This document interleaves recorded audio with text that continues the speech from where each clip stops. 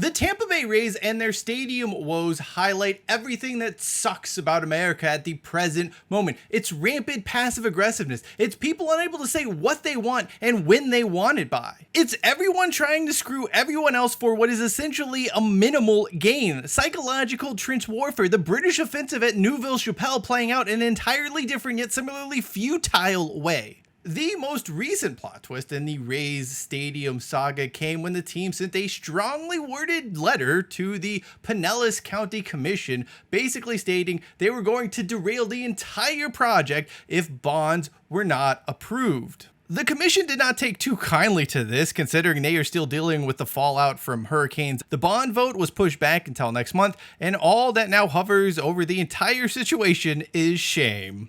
Rays ownership refuses to come out and say they are committed to a local market that is dealing with the aftermath of natural disasters. Meanwhile, the local county commissioners are peeved about which minor league stadium the team is playing at. Newly elected politicians want to upend things so their mud can be plastered all over the local news. And fans and taxpayers are raked over the coals, unable to have a say in a matter that directly concerns them. Now all the chatter has turned to relocation, a topic that's become the sports equivalent to murder porn. This all reminds me of Dame Dash in the intro to Cameron's Oh Boy music video. You really just gonna put your feet next to my cereal? Are you serious? Are you serious? Indeed. And no, I'm not talking about that music video's confusing and misplaced post 9/11 patriotism. I'm talking about St. Pete, where no one can cut to the chase and be a serious person. As folks all around Florida are trying to recover from hurricanes, everyone involved with the stadium wants to play a bunch of games around the future of baseball in this region. It would be one thing if one or both sides would just come out and say this is exactly what they want. Instead, Rays ownership and politicians are beating around the bush in the most roundabout way possible. It's as if no one cares about the situation, only what's in it for them. Let's be honest, fans, local communities, they've become irrelevant to professional sports. But the Tampa Bay Rays stadium situation in particular, it's a complete mess. It's a shameful situation. We are a little over a month after a catastrophe and no one wants to talk about a solution or collaboration or anything that could be construed as positive. Nope, instead the worst traits America has to offer are on full display once more. Selfishness, stupidity, and an inability to display even a modicum of critical thinking. God bless America, or so they say. Here's the deal. I don't want to get into my disdain for publicly funded stadiums or public funds going to stadiums without a public vote. And if the taxpayers are being asked to contribute in any way or shape, they should definitely have a say in the project via a vote.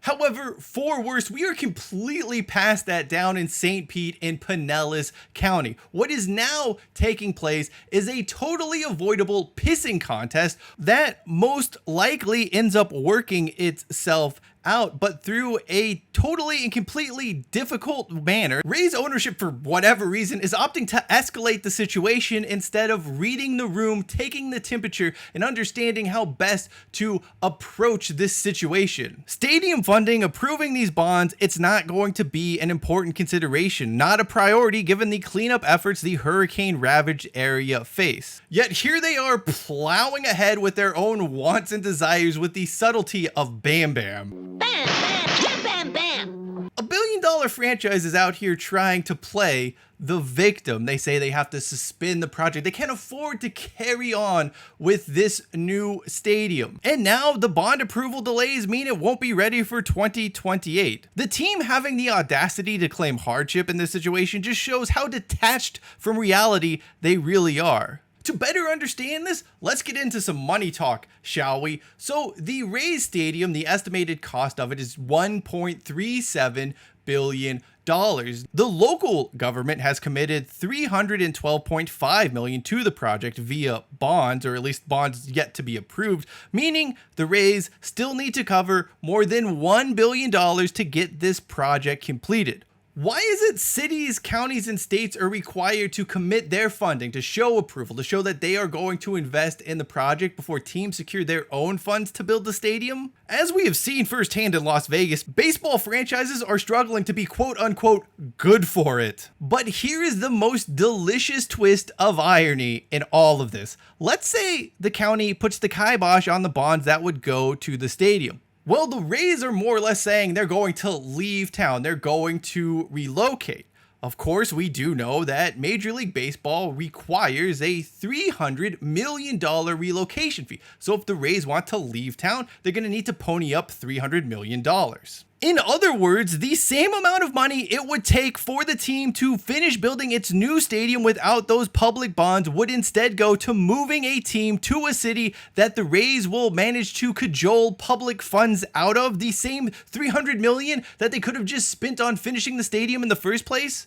Make it make sense. Look, I know Major League Baseball waived the relocation fee for the A's in their stupid half-ass, half-hearted move from Oakland to Las Vegas that still doesn't seem like it's going to happen. So sure, they could do that again in St. Pete. But if that is the case, well, prying a team away from a town because they were more focused on cleaning up after a hurricane, it's a bad look even for the cartel that is Major League Baseball. On the other side of this equation are local politicians, namely the Pinellas County Commission and in particular Commissioner Chris Latvala. He's been against funding the Rays Stadium since day one, but for whatever reason, he's acting all butthurt that the team isn't playing temporarily in his county, which of course also happens to be where the new venue is going to be built, the venue that he doesn't want to fund. I know this dude thinks he's being super duper slick, that no one can see his angle, but like all politicians, especially ones involved with stadiums, his desires, his demands here are laughably transparent. I mean, as we just saw in Las Vegas, local politicians are happy to put on this production, which is designed for them to extract chump change campaign contributions because they don't actually care about their constituents, their campaign financing. The real issue with Latvala isn't that he thinks the stadium deal is a bad deal, it's that he thinks the stadium deal doesn't have enough pork in it for him. Now he's trying to get others in line with him at the pork buffet. Heck, he's already said he doesn't want the team to leave and thinks there's a deal to be made. This is eerily similar to when Nevada State Senator Fabian Donate grilled Dave Kaval and the A's. But that didn't answer my question. So again, it's a yes or no. Will you willingly commit to pay the live entertainment tax in the near future to fix the equity issue that exists? Like I said, we are committed to being a great community partner in Southern Nevada and investing, over $1 billion to ensure that still does not answer the question, sir. I'm asking you directly, yes or no. Will you commit to paying the equity issue that we see existence for the live entertainment tax? The legislation as it's currently envisioned, does not contemplate that. The project is based on, what is currently proposed. And so we've been focusing on that as really the path forward for the team and for the community. Thank you. I mean, I find that disingenuous. I asked you directly, you're going to be capturing this as part of your legislation, yet you can't even commit to doing it yourself. And so I think that's something that the taxpayers must know. Despite receiving zero answers from Kaval and the A's then, and even still to this day, those questions haven't been answered, Donate would approve the A's stadium funding bill SB1. And then mysteriously, the Oakland A's showed up on his list of campaign donors. Who knew? Go figure, right? Here's what I do not understand. If you think this is a bad deal for your county, why not just walk away from it entirely? Better yet, why don't you just go show the Rays what I showed you about the relocation fee and the gap in funding that would exist without the bonds from your county? I mean, that's a pretty convincing argument right there. Whatever you do, just come out, draw a line, say, we don't want to use our funds to build a new stadium for the Tampa Bay Rays because there were better ways to use that money. Yet people like Latvala and the other Pinellas County commissioners won't just come out and kill the deal.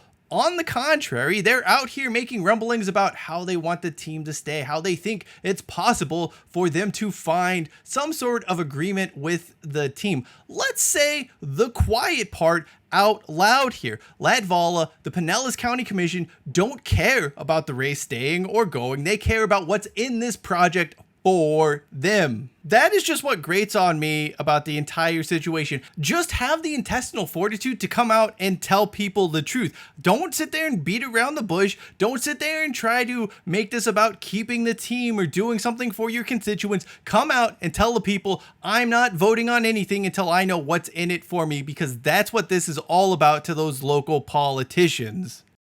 At least I sort of processed the end goal of the Tampa Bay Rays ownership and the local politicians. I don't agree with it. I think it's all very crappy, but I can at least see the motivation behind it. What I don't see the motivation for is what the team and city plan to do with Tropicana Field. In fact, the future of the facility is all very confusing. If it's going to be demolished anyway, why are there even discussions about repairing it? Let's be honest, the Rays aren't exactly drawing huge numbers to that dome. Is it really going to be a huge difference if they play there or some minor league ballpark somewhere else in the greater Tampa Bay area? Chances are that they're not even going to make enough money at Tropicana Field to justify the cost of repairs. And seeing as the city is on the hook for the fix, maybe letting them off the hook would be a better solution for everyone. Major League Baseball has already come out and set a precedent that basically says it's okay for teams to play in minor league ballparks. They don't even seem all that fussed about it anymore. And meanwhile, you have the Major League Baseball Players Association with no spine, basically allowing the owners to do whatever. Because the MLBPA only cares about that top 1%. Everyone else can go kick rocks. If all of those other players don't like the minor league baseball playing conditions, tough titties. To that end, it's not like Manfred is going to force the Rays into playing at Tropicana Field in 2026 and 2027. Hell, they've let the Athletics have an open-ended timeline to play at Sacramento. There's no saying you can only play there for 3 seasons. They have a blank check to play at Sutter Health Park for basically as long as they want. Let's just call it how it is. The Rays could set up shop anywhere for any amount of time and no one in league offices would object. Major League Baseball, get right. It's basically miser league baseball at this point. It is a group of cheapskates taking the cheapest possible option available and now essentially happy to screw over natural disaster relief efforts. Hurricane cleanup, whatever. We need that new stadium. Instead of telling Rays ownership off or approving the already agreed upon bonds, the local politicians down in Pinellas County have done neither. Instead, they're trying to extract concessions that only benefit them. Not constituents, not the people they represent, but themselves and themselves alone. Baseball's great shame, and really American politics' great shame, continues on down in the greater Tampa Bay region. I suppose this is what it really means to play ball in modern times. Thank you though for watching this video. If you would like to learn more about Major League Baseball's just utter hypocrisy, video upper right hand corner of your screen. And for something a little fun, a little lighter, check out the story of the pre-Moneyball A's, which could have been a dynasty in its own right. That's in the lower right hand corner. Until next time, I am Cheyenne Hollis. This is the Touchback, and as always, hashtag take it out to the 25. Cam minutes, they say damn, Santana's that.